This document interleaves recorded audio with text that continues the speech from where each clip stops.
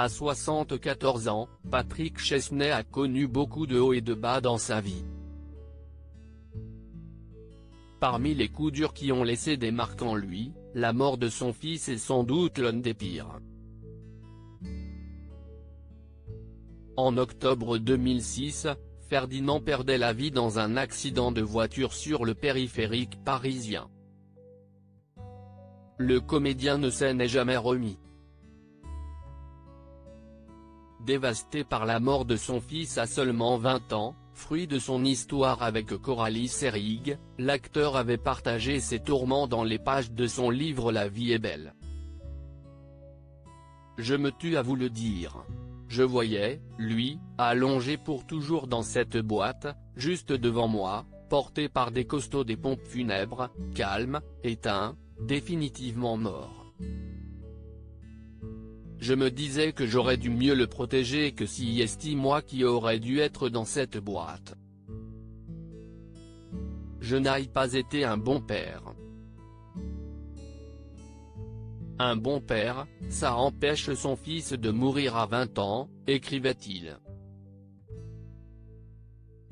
Des propos bouleversants.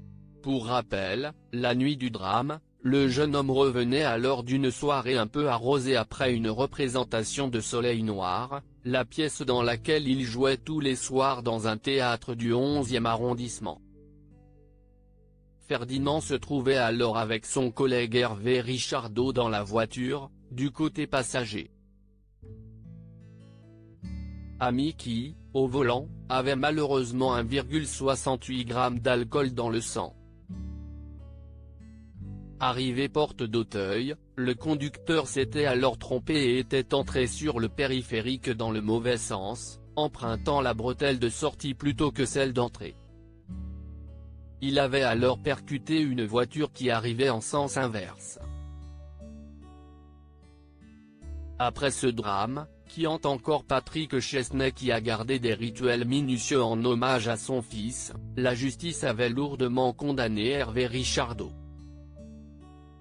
Reconnu coupable d'homicide involontaire, il avait été condamné à 3 ans de prison, dont 6 mois fermes, à 80 000 € de dommages et intérêts à verser à la famille Chesney ainsi qu'une annulation de son permis, avec une interdiction de le repasser avant 3 ans.